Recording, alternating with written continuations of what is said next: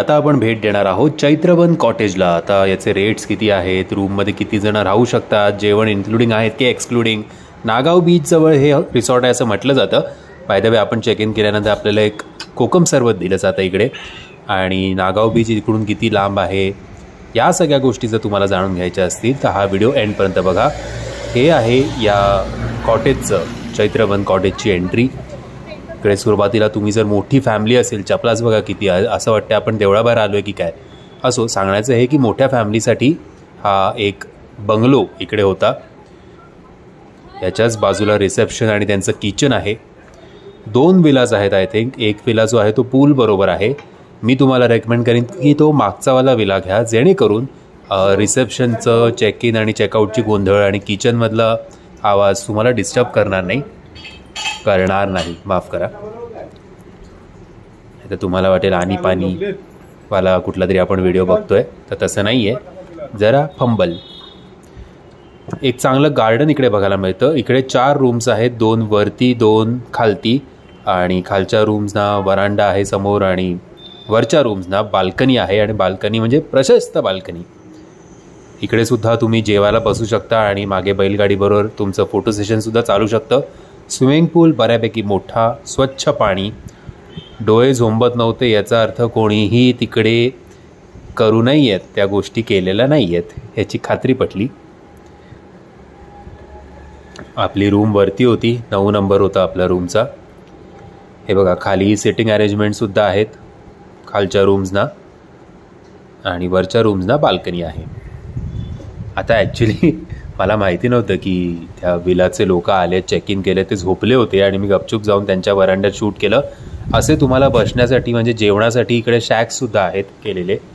शॅक्सच म्हणू ना की शेड म्हणूया चला। आणि हा एक पडदा त्या विलासाठी लावलेला आहे की जेणेकरून त्यांची प्रायव्हसी राहावी। आता बघा, या विलाला एक स्वतंत्र असं जेवणासाठी एक शेड केलेली आहे। 10-12 लोक याच्यात आरामात राहू शकतात। डुप्लेक्स असा हा विला आहे। याचं एक स्वतःचं स्विमिंग पूल आहे, जे कंपॅरेटिव्हली थोडं छोटं आहे।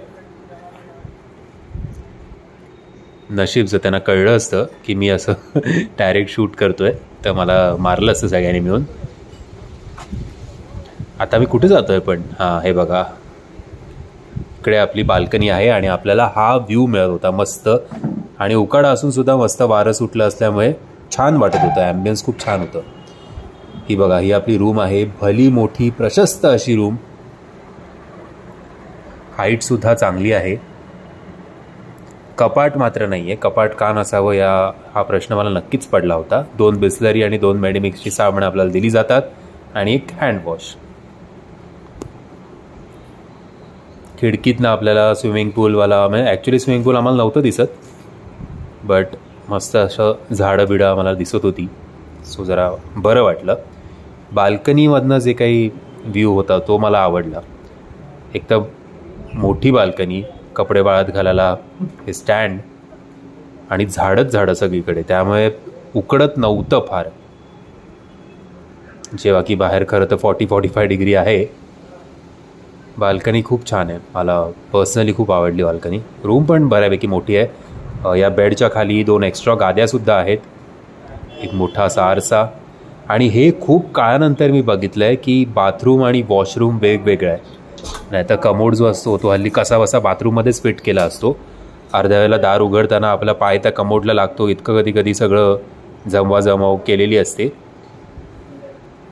बट इकडे तसं नव्हतं। 2 वेगवेगळे वॉशरूम आणि बाथरूम, त्यामुळे जरा मन प्रसन्न झालं। आणि मध्ये आपलं बेसिन, ज्यालासुद्धा एक चांगला आरसा होता। चला टाटा, जेवायला जाऊया।